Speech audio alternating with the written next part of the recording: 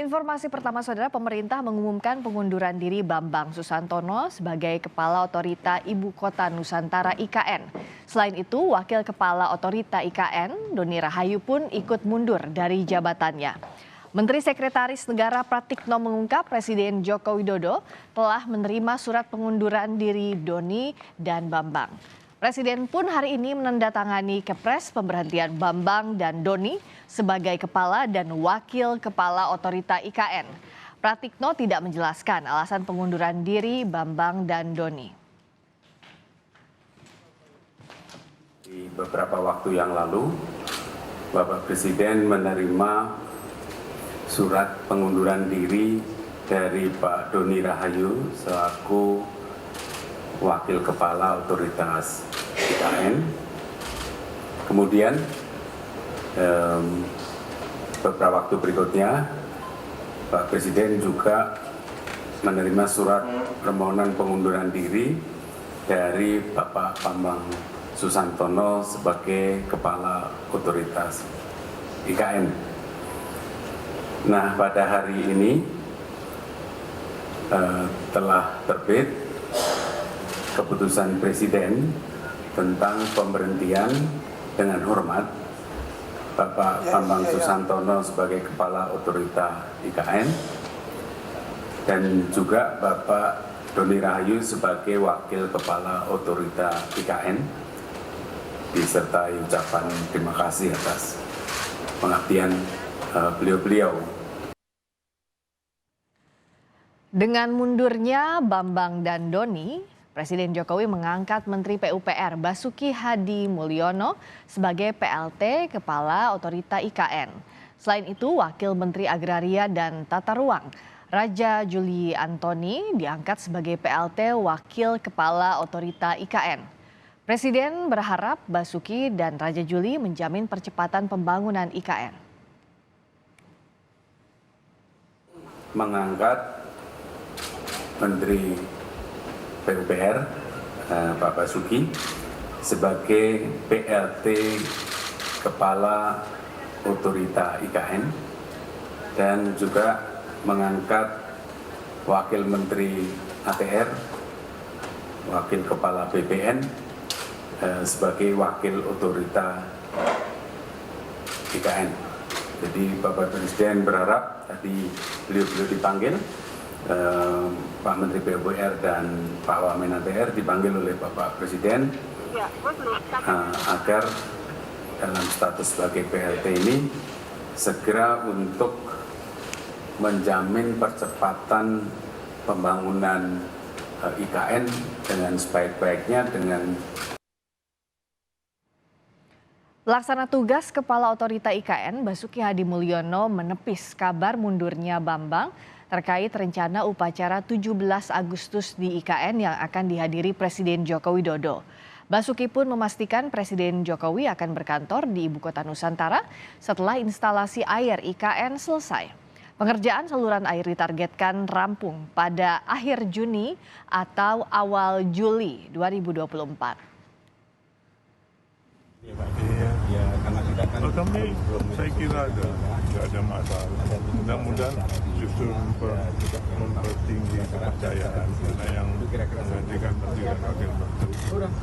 Pak, berarti untuk rencana Presiden berkantor di IKN Juli akan tetap on schedule, Pak? Insya Allah kalau akhirnya masuk, Juli ini akan masuk.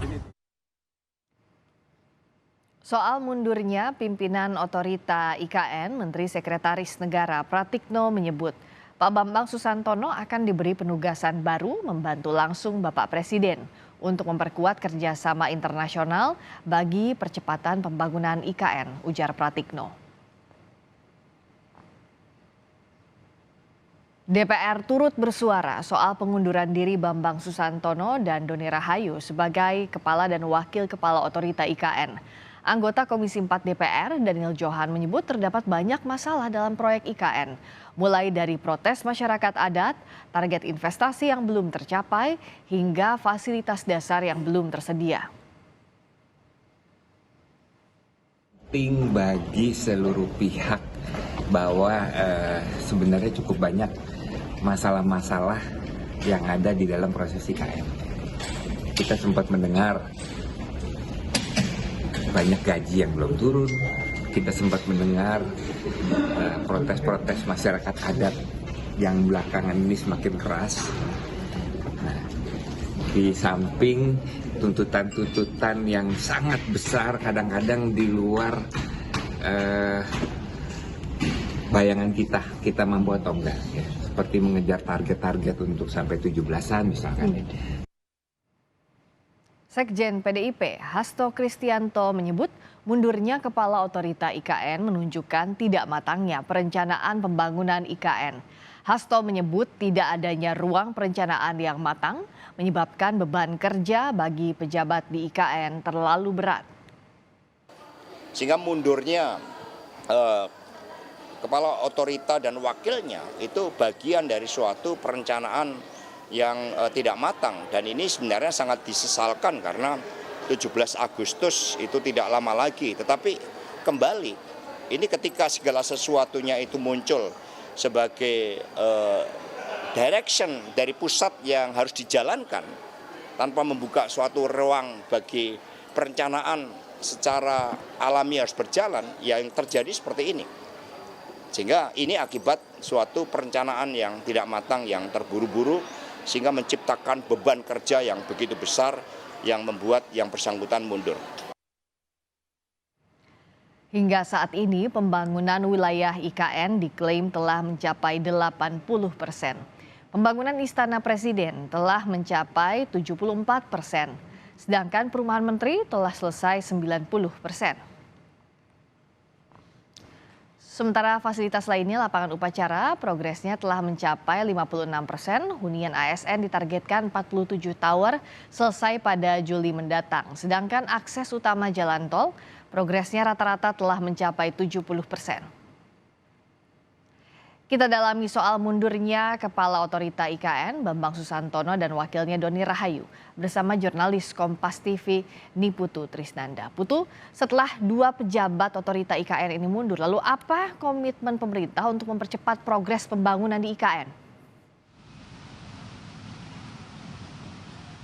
Tentu saja, Friska, upaya yang paling mungkin dan harus dilakukan adalah menarik investor. Karena kalau kita lihat bagaimana catatan dari RPJMN, yakni rancangan jangka menengah, di mana pemerintah ini menargetkan bahwa pembangunan IKN ini 20% berasal dari anggaran APBN, sementara 80% lainnya ini dari investor. Kalau tadi mengutip ataupun juga mendengarkan dengan seksama pernyataan dari PLT Kepala Otorita IKN Basuki Hadimulyono, memang sebetulnya kalau dari APBN tidak ada masalah, bahkan sudah 80% anggaran tahap 1 dan juga tahap 2 ini dikucurkan, kemudian juga pembangunan di beberapa sektor ini juga sudah mulai berjalan sampai dengan hari ini. Tetapi yang menjadi PR adalah dana ataupun juga anggaran dari para investor yang merupakan anggaran non APBN, di mana tadi disampaikan juga bahwa tugas yang baru akan diberikan kepada mantan kepala dari Otorita IKN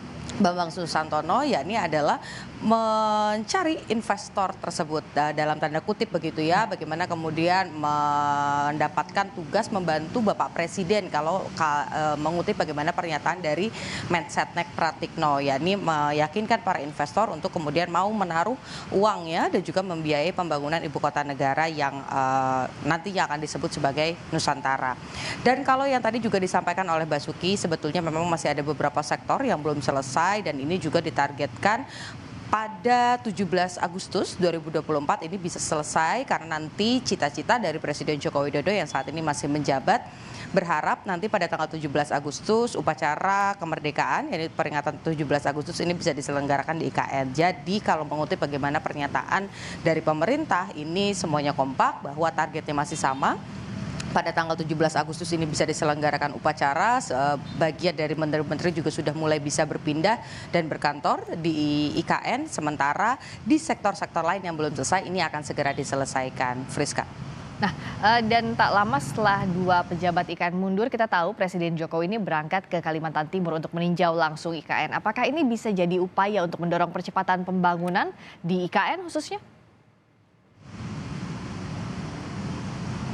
Ya tentu saja Friska dan juga saudara mengingat memang ini merupakan cita-cita yang bisa dibilang adalah pamungkas begitu ya dari Presiden Joko Widodo sebelum masa pensiunnya, ingin IKN ini bisa selesai dan juga kemudian ibu kota negara ini juga sudah mulai bisa beraktivitas seperti normal. Kalau mengutip bagaimana agenda yang tadi juga sempat kami dapatkan begitu ya dari istana, memang hari ini Presiden Joko Widodo ini sudah bertolak ke Kalimantan, kemudian besok rencananya pada pukul 8.00 waktu Indonesia bagian tengah atau WITA ini akan mulai dilakukan aktivitas di sana, di mana Presiden Joko Widodo bersama dengan beberapa stakeholder dan juga tentu saja dengan Basuki yang merupakan Menteri PUPR dan juga PLT dari Kepala Otorita IKN ini akan meninjau dan juga melakukan groundbreaking tahap 6, di mana di groundbreaking tahap 6 ini merupakan bocorannya begitu merupakan sektor pendidikan dan tadi juga berdasarkan informasi bahwa yang nanti akan ikut dalam groundbreaking ini adalah PT Sumarekon Agung, di mana nanti salah satu sekolah ataupun juga yayasan pendidikan yang akan dibangun adalah Yayasan Pendidikan Al-Azhar di IKN. Dan nanti kalau memang ini akan mengisi di sana begitu tidak ada kendala, lahan sudah tersedia, kemudian anggaran juga sudah masuk, maka nanti sekolah ini atau yayasan ini akan dibangun di atas lahan seluas 2,9 hektare.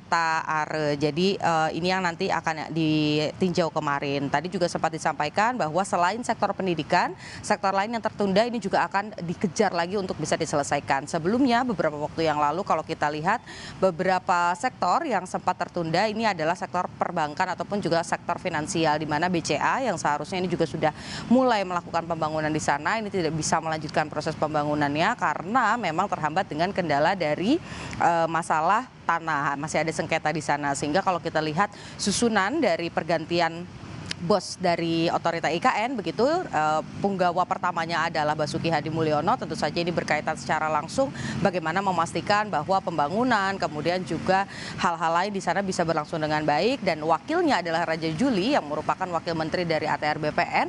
Tentu saja harapannya nanti sengketa-sengketa tanah ataupun juga lahan ini bisa diselesaikan sehingga semua target yang dipasang oleh pemerintah ini bisa selesai tepat pada waktunya. Tapi tadi satu catatan dari DPR, tugasnya tidak mudah, masih banyak hal yang harus diperhatikan khususnya terkait dengan investasi. Bagaimana kemudian pemerintah dalam hal ini bisa meyakinkan betul para investor agar mau dan juga tidak goyah begitu ya ketika melihat dua bos dari Otorita IKN ini mengundurkan diri, sehingga maksud kami proses proyek ini masih bisa terus berjalan dengan baik. Friska. PLT Kepala Otorita IKN Basuki Hadi Mulyono menjamin bahwa percepatan pembangunan inilah yang dikejar, tapi di sisi lain masih ada PR soal investasi, juga pembebasan lahan di IKN, dan besok Presiden Jokowi akan memulai kunjungan kerjanya di Nusantara. Terima kasih, Niputu Trisnanda langsung dari Istana Kepresidenan Jakarta.